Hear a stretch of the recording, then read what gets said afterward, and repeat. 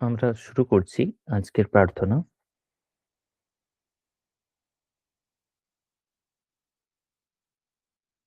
ॐ असतो मा सद्गमय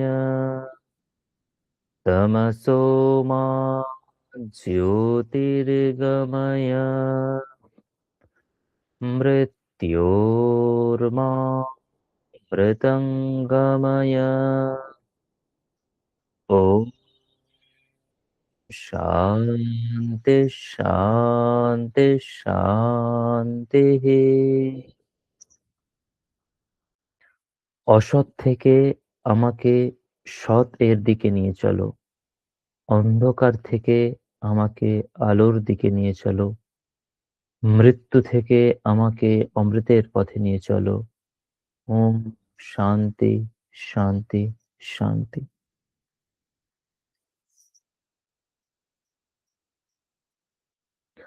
ॐ स्थापकाय च धर्मस्य सर्वधर्मस्वरूपिणे अवतारवरिष्ठाय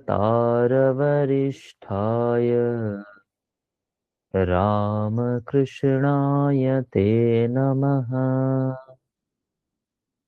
जननीं शारदां देवीं रामकृष्णं जगद्गुरुं पादपद्मे तयो श्रित्वा प्रणमामि मुहुर्मुहुः। नमः श्रीयतिराजाय विवेकानन्दसूरये सच्चित्सुखस्वरूपाय स्वामिने तापहारिणे एकदन्तं महाकायं लम्बोदरं गजाननं विघ्ननाशकरं देवं हेरम्बं प्रणमाम्यहम्। जवाकुसुमसङ्काशम् काश्यपेयं महाद्युतिं ध्वान्तारिं सर्वपापघ्नं प्रणतोऽस्मि दिवाकरम्। नमः शिवाय शान्ताय कारणत्रयहेतवे निवेदयामि चात्मानं गतिस्त्वं परमेश्वर।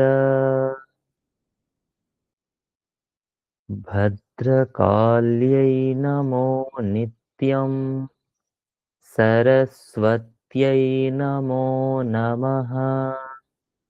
वेदांगवेदांत विद्यास्थानेभ्य एव च। जय जय देवी चराचरसारे कुचयुगशोभितमुक्ताहारे वीणापुस्तकरञ्जितहस्ते भगवति भारती देवी नमस्ते।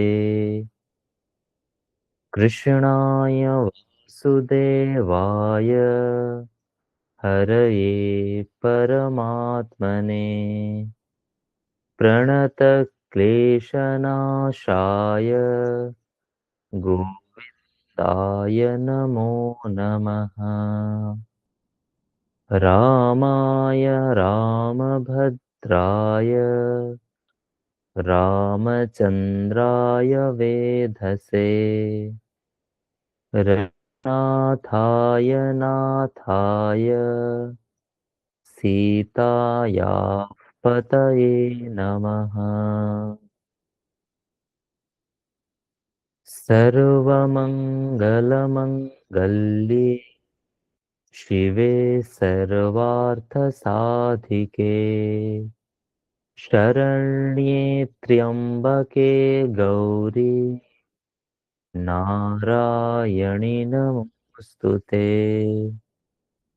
सृष्टिस्थितिविनाशानां शक्तिभूते सनातनी गुणाश्रये गुणमयि नारायणि नमोऽस्तु ते। शरणागतदीनार्त परित्राणपरायणे सर्वस्यार्तिहरे देवी नारायणि नमोऽस्तु ते। गुरुर्ब्रह्मा गुरुर्विष्णुः गुरुर्देवो महेश्वरः गुरुरेव परं ब्रह्म तस्मै श्रीगुरवे नमः। अखण्डमण्डलाकारं व्याप्तं येन चराचरम् तत्पदं दर्शितं येन तस्मै श्रीगुरवे नमः। ॐ सर्वे भवन्तु सुखिनः सर्वे सन्तु निरामयाः सर्वे भद्राणि पश्यन्तु मा कश्चित् दुःखभाग् भवेत्। ॐ शान्ति शान्ति शान्तिः।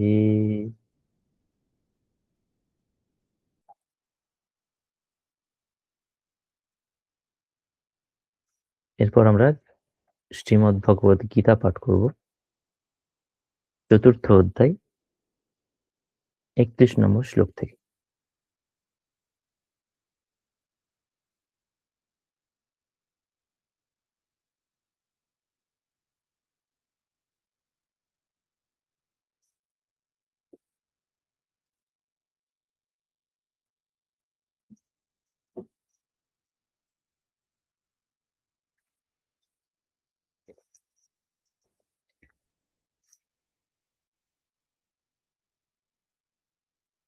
ॐ वसुदेवसुतं देवं कंसचाणूरमर्दनं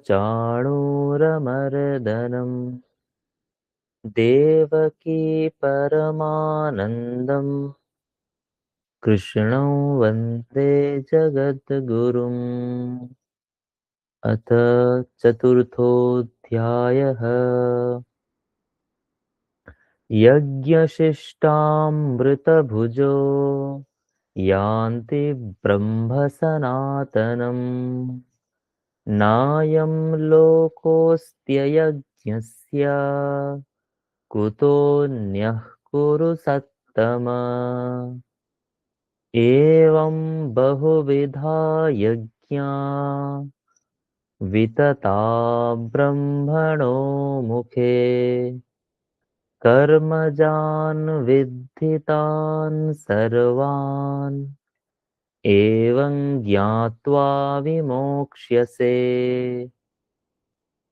श्रेयान् द्रव्यमयाद्यज्ञात् ज्ञानयज्ञः परन्तप सर्वं कर्माखिलं पार्थ ज्ञाने परिसमाप्यते। तद्विद्धि प्रणिपातेन परिप्रश्नेन सेवया उपदेक्ष्यन्ति ते ज्ञानम् ज्ञानिनस्तत्त्वदर्शिनः। यज्ञात्वा न पुनर्मोहम् एवं यास्यसि पाण्डव येन भूतान्यशेषेण द्रक्ष्यस्यात्मन्यथो मयि अपि चेदसि पापेभ्यः सर्वेभ्यः पापकृत्तमः सर्वं ज्ञानप्लवेनैव वृजिनं सन्तरिष्यसि यथैधांसि समिद्धोऽग्निः भस्मसात् कुरुतेऽर्जुन ज्ञानाग्निः सर्वकर्माणि भस्मसात् कुरुते तथा न हि ज्ञानेन सदृशम् पवित्रमिह विद्यते तत्स्वयं योगसंसिद्धः कालेनात्मनि विन्दति श्रद्धावान् लभते ज्ञानम् तत्परः संयतेन्द्रियः ज्ञानं लब्ध्वा परां शान्तिम् अचिरेणाधिगच्छति अज्ञश्च श्रद्दधानश्च संशयात्मा विनश्यति नायं लोकोऽस्ति न परो न सुखं संशयात्मनः योगसन्न्यस्तकर्माणम् ज्ञानसञ्छिन्न संशयम् आत्मवन्तन्न कर्माणि निबध्नन्ति धनञ्जय तस्मादज्ञानसम्भूतम् हृत्स्थं ज्ञानासिनात्मनः चित्त्वैनं संशयं योगम् आतिष्ठोत्तिष्ठ भारत ॐ तत्सदिति श्रीमद्भगवद्गीतासु उपनिषत्सु ब्रह्मविद्यायां योगशास्त्रे श्रीकृष्णार्जुनसंवादे ज्ञानकर्मसन्न्यासयोगो नाम चतुर्थोऽध्यायः।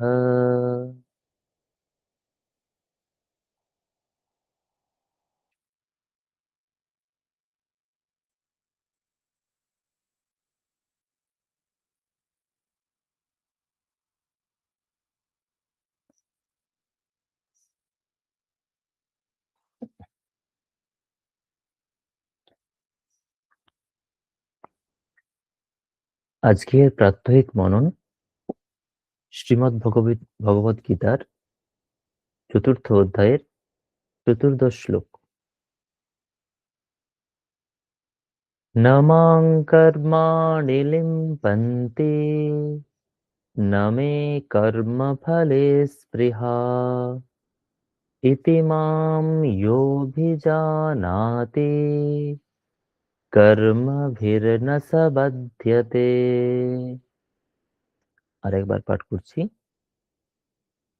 न मां कर्माणि लिम्पन्ति न मे कर्मफले स्पृहा इति मां योऽभिजानाति কর্মভির্ন স বধ্যতে।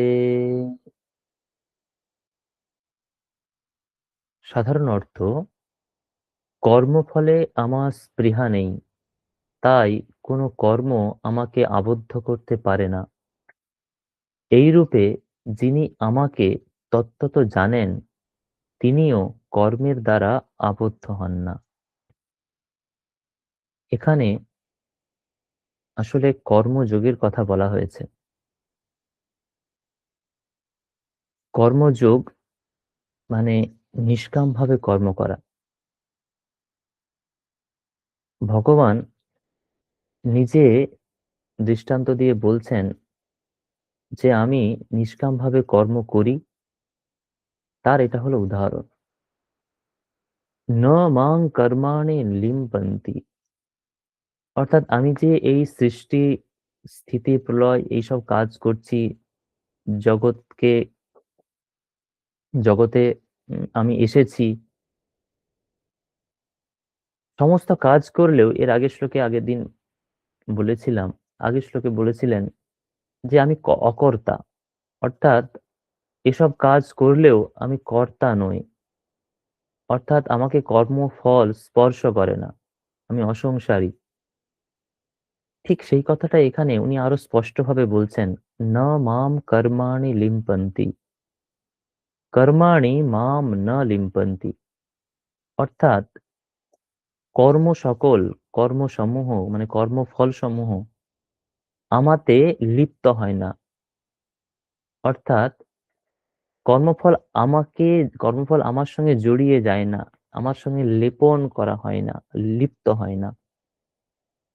কেন কেন? কারণ নমে কর্মফলে স্পৃহা, কর্মফলের প্রতি আমার কোনো স্পৃহা নেই, কর্মফলের প্রতি আমার কোনো আকাঙ্ক্ষা নেই। কর্ম যখন আমরা করি তখন আমাদের অহং ভাব থাকে যে আমি কর্ম করছি। যদি অহং ভাব নিয়ে কর্ম করা হয়, অর্থাৎ আমি কর্ম করছি এইভাবে কর্ম করা হয়, তাহলে কর্মের ফল উৎপন্ন হয় এবং সেই ফল আমাকেই ভোগ করতে হয়, সেই কর্মফল আমাকে সব সময় অনুসরণ করে।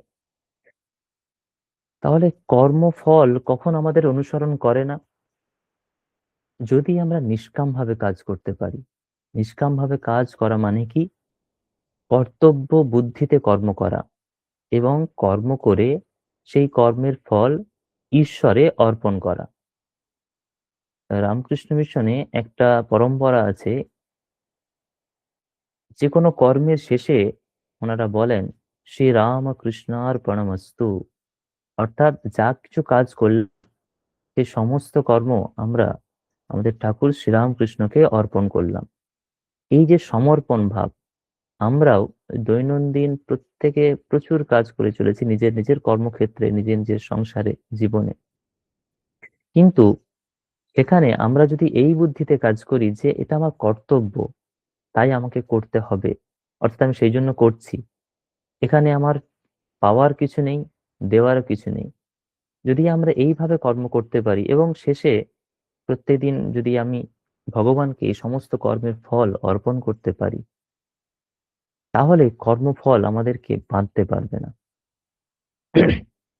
এবং ভগবান বলছেন ইতি মাম যোভিজানাতি কর্মভির ন সবধ্যতে, এইভাবে যে আমাকে জানে, অর্থাৎ আমি কর্ম করলেও কর্মের মধ্যে লিপ্ত হই না, কর্মফলে লিপ্ত হই না, এইভাবে ভগবানকে যিনি জানেন তিনিও কর্মফল থেকে মুক্ত হন। কর্মভির ন সবধ্যতে, সে কর্মের দ্বারা বাধা পড়ে না, অর্থাৎ কর্মফল তাকেও স্পর্শ করতে পারে না। এটি কর্মযোগের একটি সুন্দর শ্লোক। স্বামী বিবেকানন্দ তার কর্মযোগ গ্রন্থে সুন্দর এই কথাগুলি ব্যাখ্যা করে বলেছেন। কথামৃত গ্রন্থেও আমরা দেখি ঠাকুর বলছেন কিভাবে আমাদের কর্ম করতে হবে। ঠাকুর বলছেন আমাদেরকে সংসারে প্যাঁকাল মাছের মতো থাকতে হবে, বা কখনো বলেছেন পদ্ম পাতার মতো থাকতে হবে, গীতাতেও আছে পদ্ম পাতার কথা। অর্থাৎ পদ্ম পাতায় জল পড়লেও সেই জল কখনো পদ্ম পাতাকে স্পর্শ করে না, তারা আবার সেই পাতা থেকে বেরিয়ে যায়। প্যাঁকাল মাছ ঠাকুর বলছেন পাঁকে থাকলেও পাঁক তার গায়ে লাগে না। ঠিক কর্ম করতে হবে আমাদের এইভাবে, কর্মের মধ্যে ঢুকতে হবে, প্রচন্ড প্রচন্ড কর্ম করতে হবে। প্রচন্ড মানে যতটা কর্ম করার সামর্থ্য আছে ঠিক সেই সব কর্ম করতে হবে, শারীরিক, মানসিক, বাচিক সমস্ত কর্ম করতে হবে। কিন্তু তার মধ্যে বদ্ধ হলে চলবে না। আমরা কিভাবে বুঝবো যে আমরা কর্মফলে বদ্ধ হয়ে গেছি? যখন সেই কর্ম থেকে আমি দুঃখ, কষ্ট বা আনন্দ পাবো, এটা থেকেই বোঝার উপায় যে আমি কর্মফলে বদ্ধ হয়ে গেছি। অর্থাৎ কর্ম করতে, করতে অনেক সময় আমাদের মনে হয় যে এই কর্মটা কেন করছি? আমার খুব কষ্ট হচ্ছে। তার মানে এটা বোঝা যায় যে আমি সেই কর্মটা করতে, করতে সেই কর্মের সঙ্গে এতটাই অ্যাটাচ হয়ে গেছি যে সেই কর্ম আমি হয়তো না করলে থাকতে পারছি না বা আমাকে করতে হচ্ছে বাধ্যতামূলকভাবে এবং তার ফলে আমি হয় দুঃখ পাচ্ছি, না হয় আনন্দ পাচ্ছি। এটাতে আমরা কর্মে বদ্ধ হয়ে গেছি। যখন আপনি দুঃখ বা আনন্দ দুটোই পাবেন, তখন বুঝবেন যে আপনি কর্মফলে বদ্ধ হয়ে গেছেন। আনন্দ মানে এখানে সুখ এই অর্থে বলছি, বৈষয়িক সুখ। তাহলে কি করতে হবে? আপনি সমস্ত কর্ম করবেন, কিন্তু সমস্ত কর্মের ফল ভগবানে অর্পণ করুন। এটা সবথেকে সহজতম উপায় এবং চেষ্টা করতে হবে নির্লিপ্তভাবে কাজ করার। এই কর্মটা থেকে আমি আমি মানে প্রচন্ড কর্মী হয়ে কাজ করব। কিন্তু সেই কর্মফল আমার চাই না। শুধু এইটুই ভগবানের কাছে প্রার্থনা করব, ভগবান আমার কর্ম আমি শুধু কর্তব্যের জন্যই করছি। আমার এর থেকে পাওয়ারও কিছু নেই, আমার এতে দেওয়ারও কিছু নেই। এটা আমার কর্তব্য।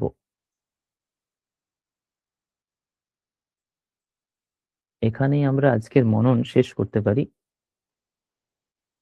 আবার একবার আমি শ্লোকটা পড়ে শেষ করছি। নমাম কর্মাণি নমাং কর্মাণি লিম্পন্তে ন মে কর্মফলে স্পৃহা ইতি মাম যোऽভিজানাতি কর্মভির্ন স বধ্যতে। কর্মফলে আমার স্পৃহা নেই, তাই কোনো কর্ম আমাকে বদ্ধ করতে পারে না। এইরূপে যিনি তত্ত্বত আমাকে জানেন, তিনিও কর্মের দ্বারা আবদ্ধ হন না। সুন্দর শ্লোক। আমরা আজকে এখানে শেষ করছি। আপনারা এরপর নিজের নিজের সুন্দর দিনচর্যা দিয়ে দিন শুরু করুন। সকলকে ধন্যবাদ।